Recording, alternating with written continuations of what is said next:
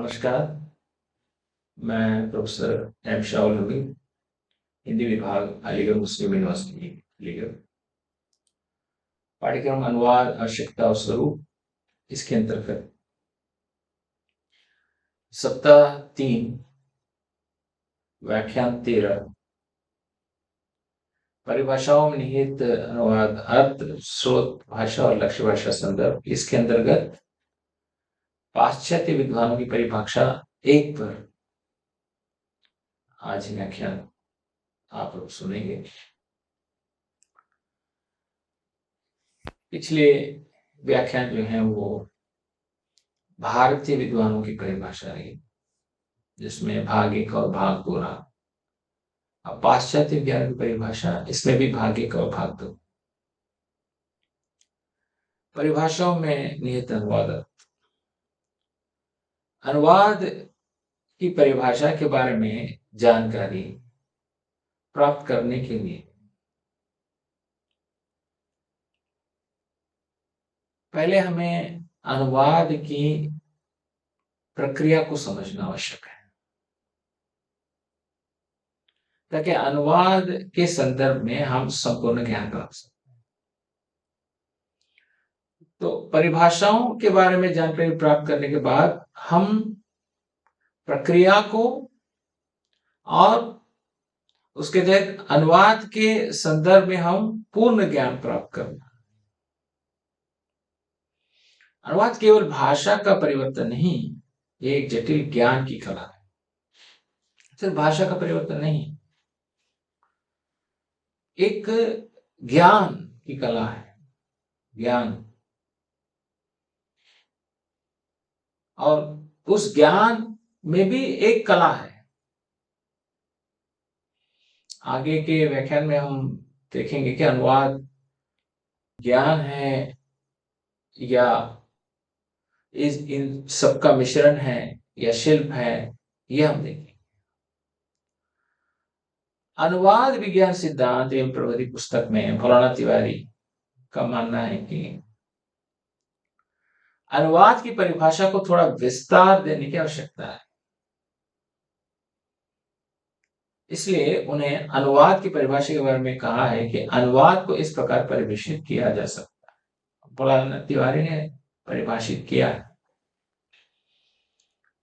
एक भाषा में व्यक्त विचार को यथासंभव समान और सहज अभिव्यक्ति द्वारा दूसरी भाषा में व्यक्त करने का प्रयास। यथासंभव समान और सहज अभिव्यक्ति के द्वारा दूसरी भाषा में व्यक्त करने का प्रयास। तो इस परिभाषा में 3 बातें ध्यान देनी।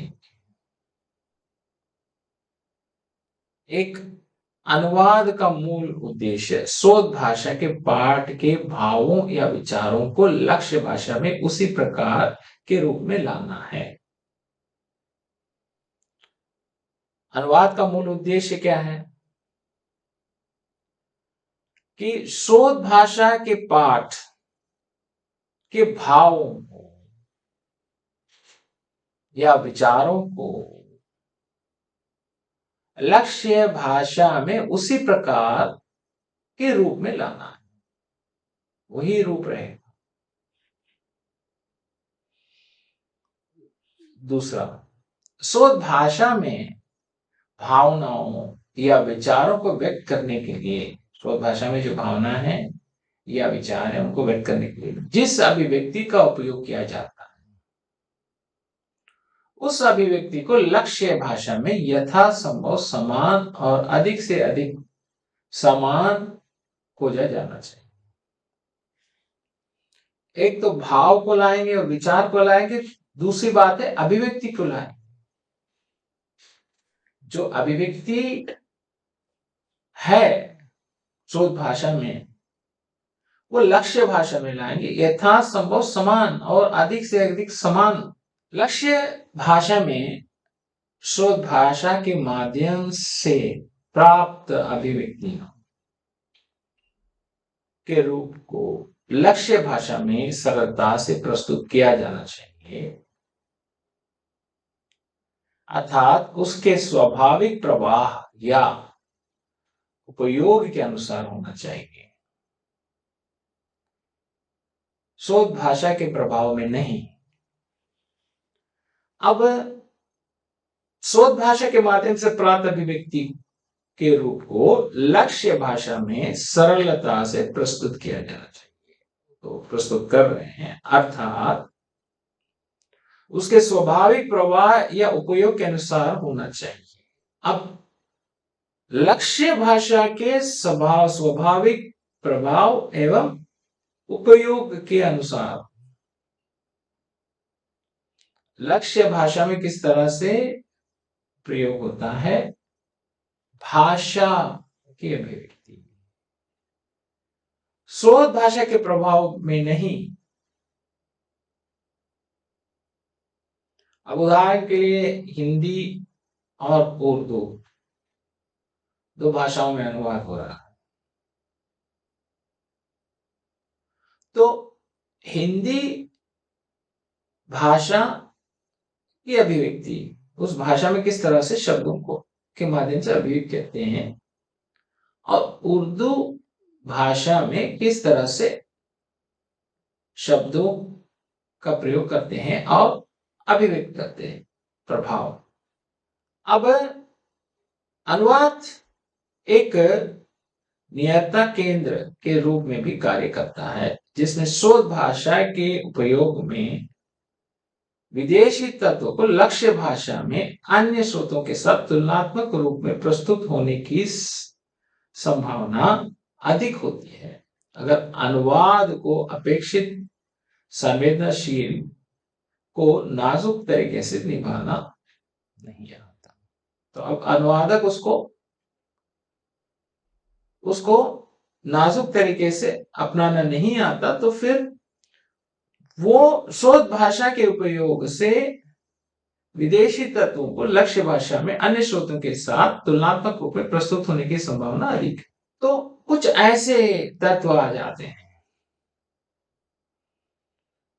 जिसको अनुवाद करते समय तत्वों को तो लक्ष्य भाषा में आ जाएंगे। तो यहां पे अनुवादक को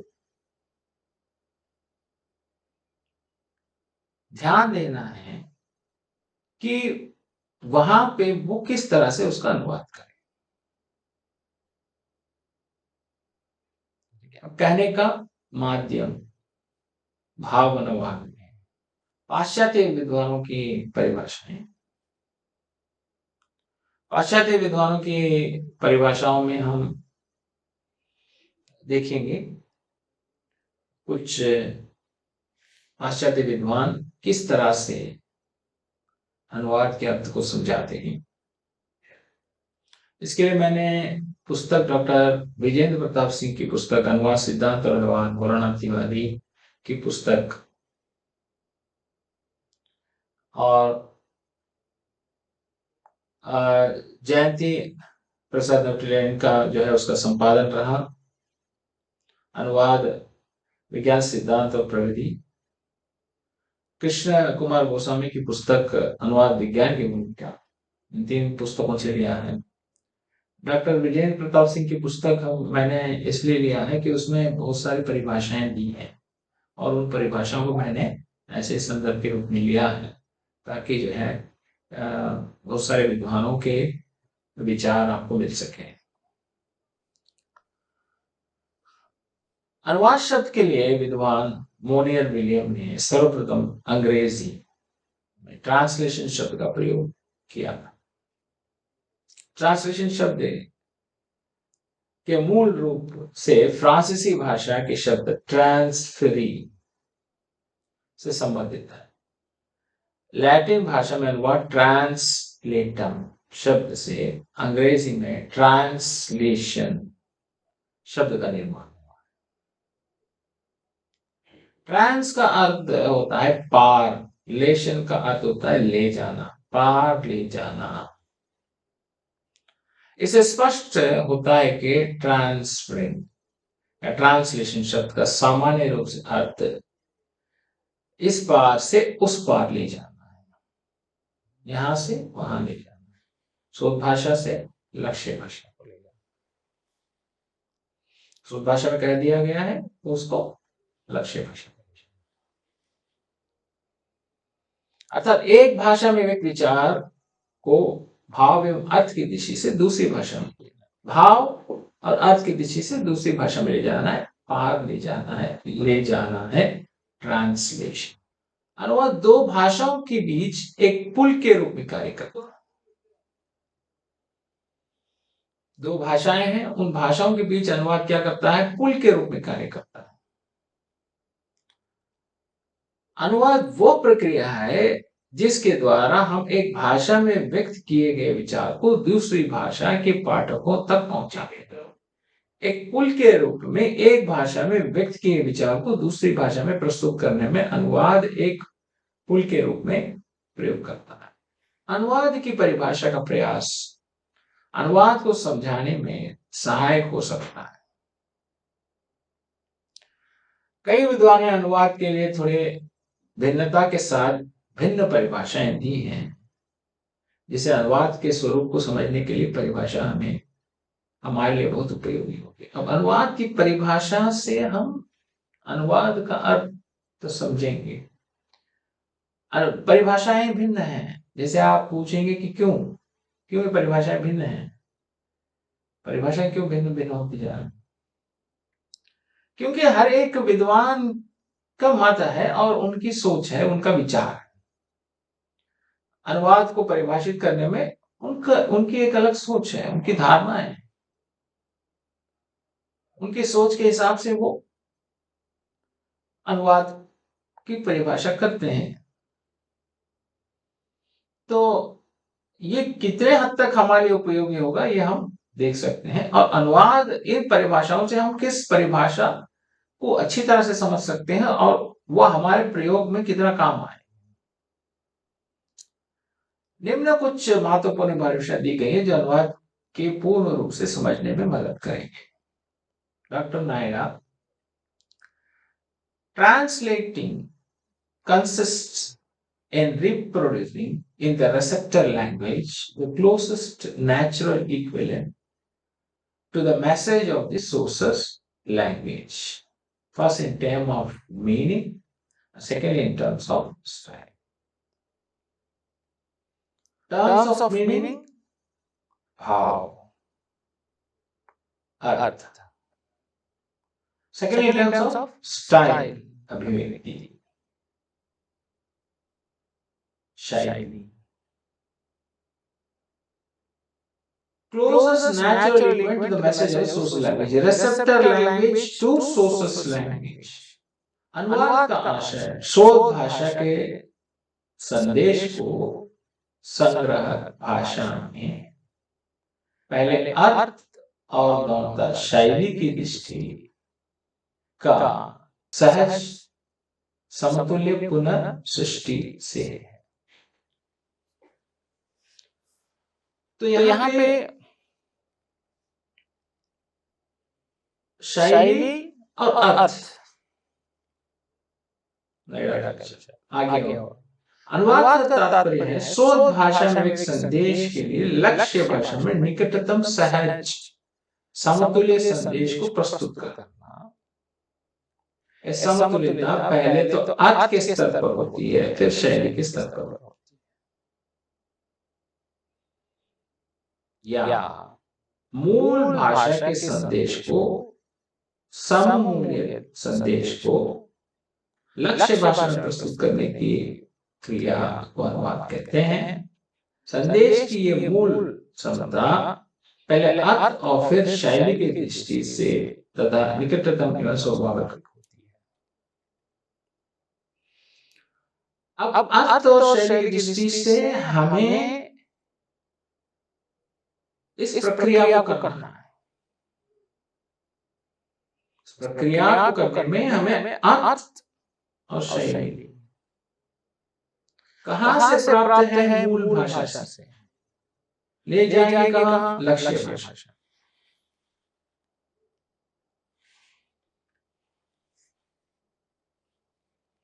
अनुवाद का संबंध स्रोत भाषा के संदेश का पहले अर्थ और शैली की धारा पर लक्ष्य भाषा में निकटतम स्वाभाविक समतुल्य पदार्थ प्रस्तुत करने से है।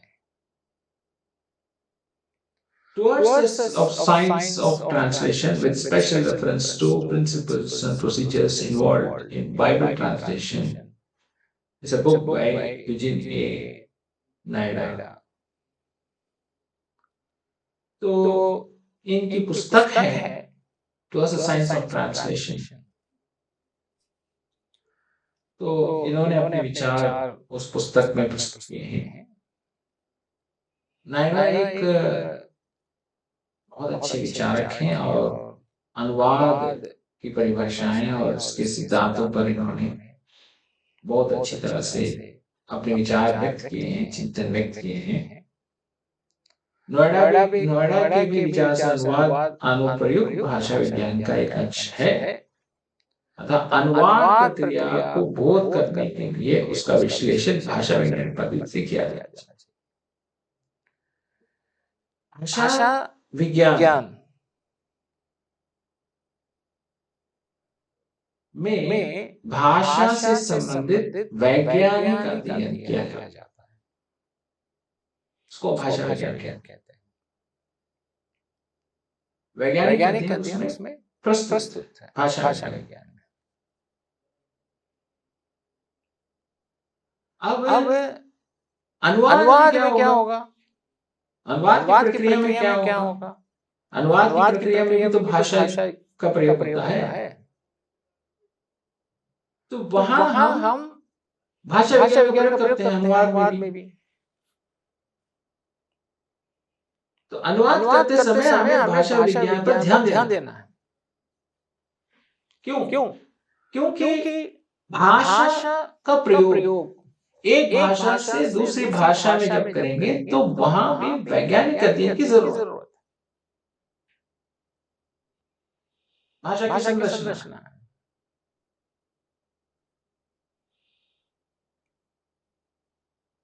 Ram is a good boy.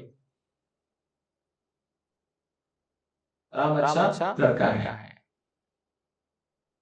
Ram बहुत से गुड बॉय। राम अच्छा लड़का था। अब इसकी संरचनाएं भाषा विज्ञानी के आधार पर होनी चाहिए।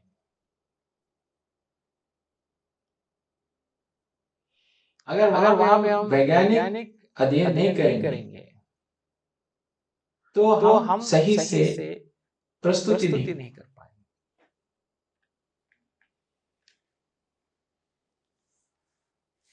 नायडा ने पुस्तक the theory and practice of translation में अनुवाद को परिभाषित करते हुए कहते हैं कि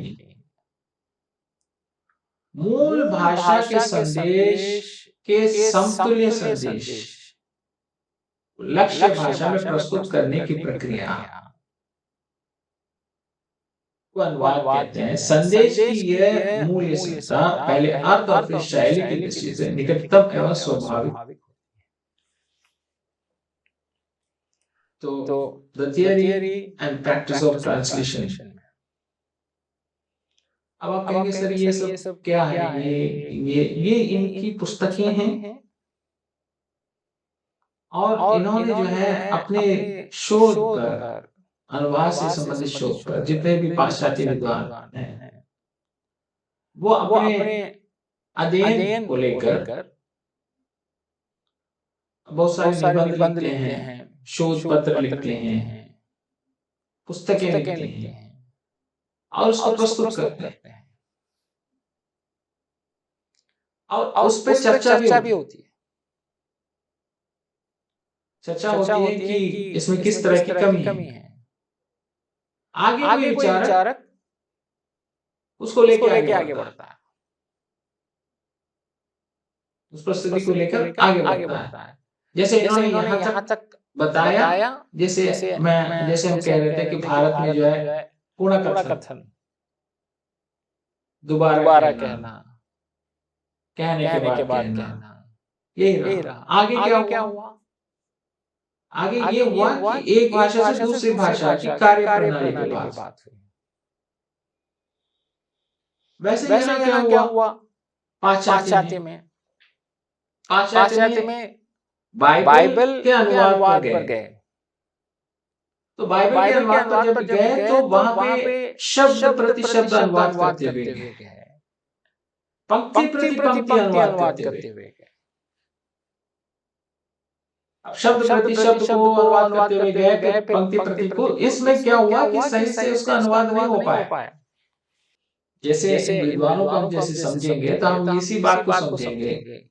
अब क्यों बाइबल के ट्रांसलेशन में फिर वहां पे आप देखेंगे पूरे यूरोप में, सारे यूरोप में हमने उस परंपरा में भी देखा कि बाइबल का अनुवाद होता गया,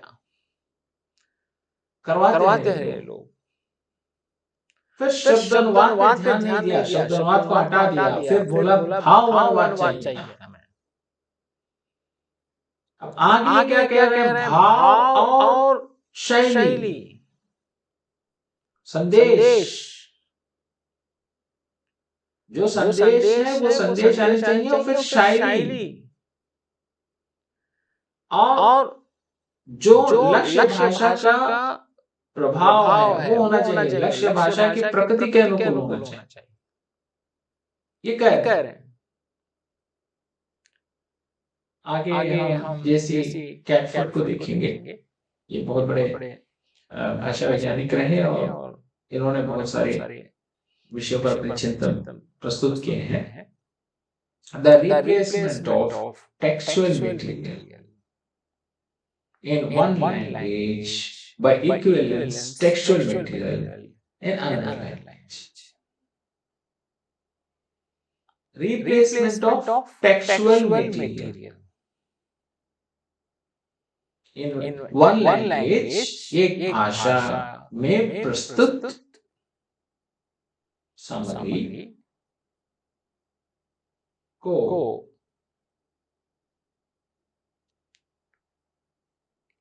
equivalent textual material in another language, समान सामग्री में दूसरी भाषा में प्रतिस्थापित करना।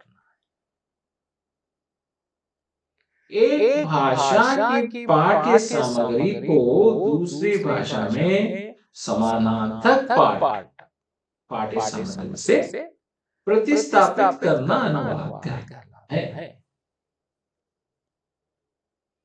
अब यहाँ पे क्या रिप्लेसमेंट, उन्होंने क्या रिप्रोड्यूस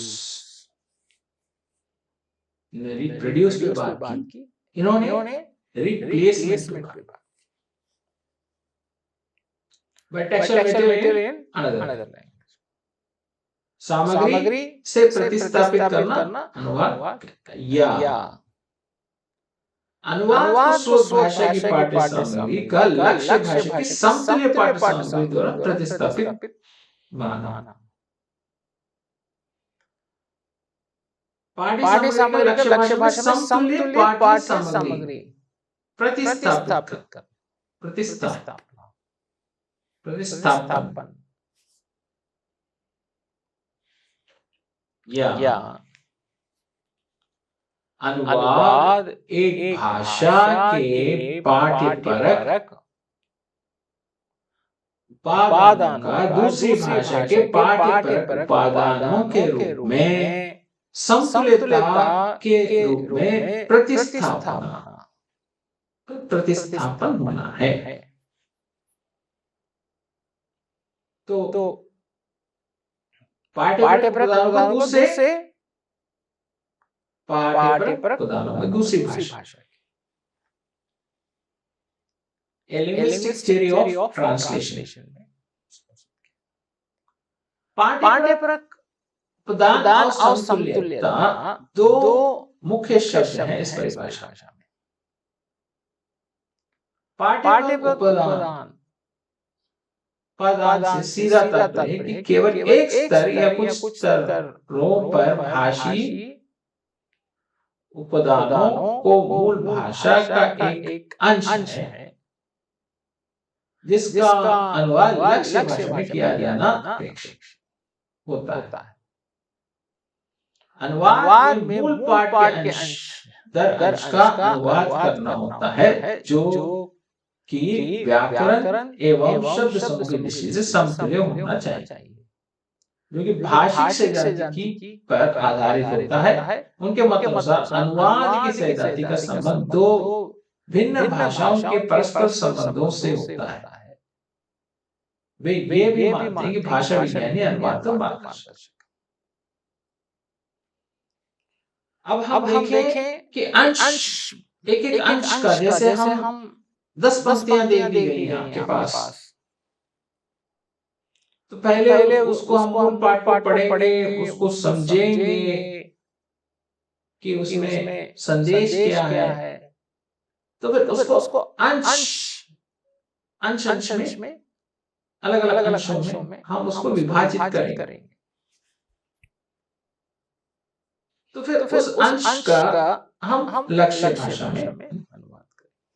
पीटर न्यूमार्क, अनुवाद एक शिल्प है जिसमें एक भाषा में व्यक्त संदेश के स्थान पर दूसरी भाषा में उसी संदेश को प्रस्तुत करने का प्रयास। अब इन्होंने कहा एक शिल्प है, अप्रोच टू ट्रांसलेशन। आपने मूल पाठ विश्लेषण को अनुवाद का मुख्य आधार मानते हुए कहा है कि किसी पाठ का अर्थ वस्तुतः अति प्रसारित होता है और उसका प्रमुख मार्ग होता है मूल पाठ का अर्थभूत तथा लक्ष्य पाठ के उच्च अर्थ की अभिव्यक्ति। तो एक तो अनुवाद क्या है, एक शिल्प है। अब इन्होंने अनुवाद को शिल्प कहा। शिल्प कैसे हो गया भाई अनुवाद? क्योंकि आप जब उसको प्रस्तुत करेंगे, मूल सामग्री को लक्ष्य भाषा में प्रस्तुत करेंगे, तो वहां आप उस भाषा की प्रकृति के अनुसार और अपनी क्षमता को भी प्रस्तुत करेंगे ना, कि किस तरह से शब्दों का चयन करके उसको अभिव्यक्त किया जाए, ताकि उसकी आत्मा, मूल की आत्मा, सामग्री में प्रस्तुत आत्मा लक्ष्य भाषा में भी प्रस्तुत हो जाए, प्रस्तुति कर देना।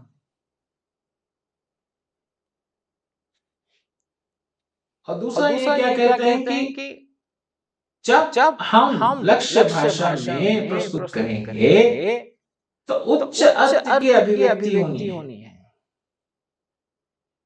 जो अर्थ वहां है तो उसकी बहुत अच्छी तरह से इसमें दिखते। ऐसा है कि कभी कभार मूल पाठ या मूल सामग्री उतनी प्रसिद्ध नहीं होती जितने अनुदित सामग्री प्रसिद्ध हो जाती।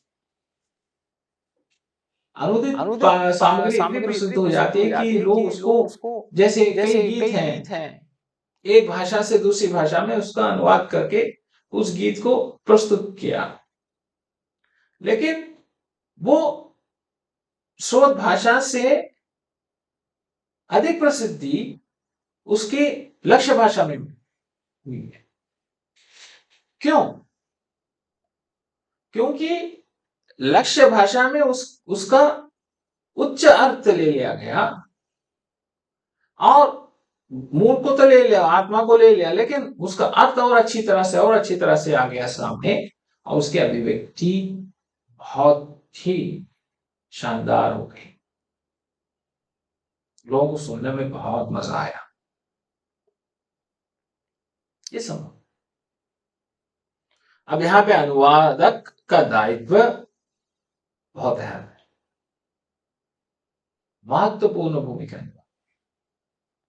एंड्रे लेफेवर, अनुवाद वस्तुतः मूल पाठ का पुनर्लेखन है। Translation, rewriting and the manipulation of literary form में इन्होंने कहा वे अनुवाद को पुनर्लेखन की एक महत्वपूर्ण प्रक्रिया के रूप में स्वीकार करते हैं। एक पुनर्लेखन है, इसमें लिख दिया गया है, उसको हम यहाँ पे दोबारा लिख रहे हैं। उन्होंने लिख दिया, हमने यहां लिख दिया। पुनर्लेखन है।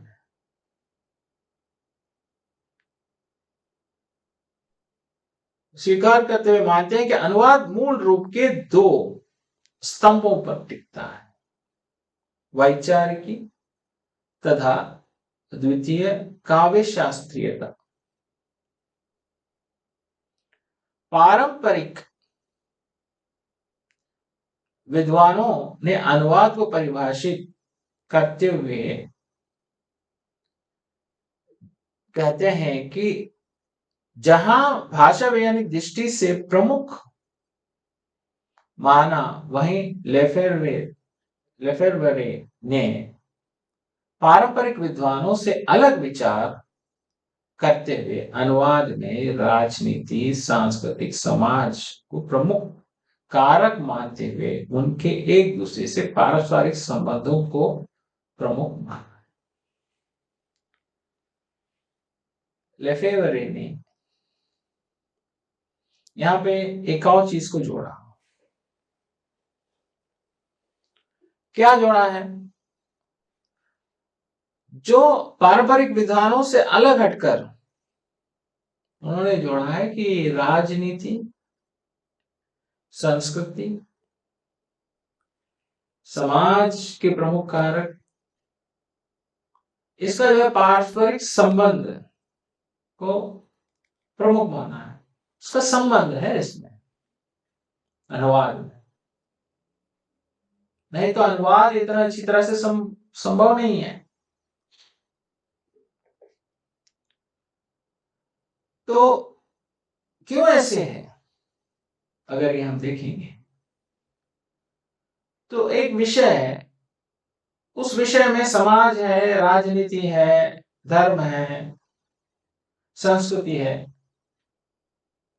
वही चीज जब हम लक्ष्य भाषा में लेके आते हैं तो वहां भी उसका संबंध है ना। लेकिन लक्ष्य भाषा की अपनी एक संस्कृति है, लक्ष्य भाषा का अपना एक समाज है, अपनी एक राजनीति है।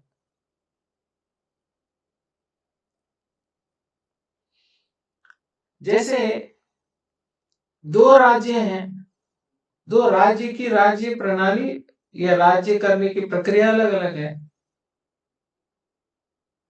एक ऐसा देश है जहां पे सामंतवाद है,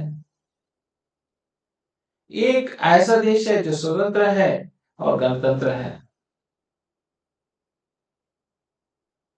यहाँ पे राजा का राज शासन है, यहाँ पे प्रजा जो अपने प्रतिनिधि को, अपने मुखिया को, प्रधान को चुनती है और वो उस देश को चलाता है। अब यहां अब दो अलग अलग चीजें हैं, तो उसके हिसाब से तो उसकी भाषा होगी, वो उस प्रक्रिया के अनुसार ही तो उसकी भाषा होगी। तो अब उस प्रक्रिया के अनुसार उसकी भाषा होगी, तो फिर यहां से वहां, वहां से यहां अनुवाद करने में हमें ध्यान देना। अगर हम ध्यान नहीं देंगे तो हम अनुवाद नहीं कर पाए। ये भाग 1 है। भाग 2 में हम और विस्तार से देखेंगे और विद्वानों की परिभाषाएं एवं अनुवाद को लेकर उसके अर्थ को लेकर जो विचार है वो हम देखेंगे। संदर्भ पुस्तक ग्रंथ एवं अन्य प्रकाशन, अनुवाद विज्ञान सिद्धांत एवं प्रविधि, मौलाना तिवारी। अनुवाद विज्ञान की भूमिका कृष्ण कुमार गोस्वामी। डॉक्टर विजेंद्र प्रताप सिंह, अनुवाद सिद्धांत और व्यवहार। वेबसाइट पर उपस्थित कई अन्य प्रकाशन। इन सबको हमने संदर्भ के रूप में लिया है। इन पुस्तकों से हमने विषयों को संदर्भ के रूप में लिया है, उदाहरणों को लिया है और इसमें सामग्री के रूप में प्रयोग किया है, ताकि हम आपको अच्छी तरह से समझा सके, मेरा व्याख्यान स्पष्ट रहे और आप अच्छी तरह से समझ पाए। आज का व्याख्यान यही समाप्त होता है। धन्यवाद।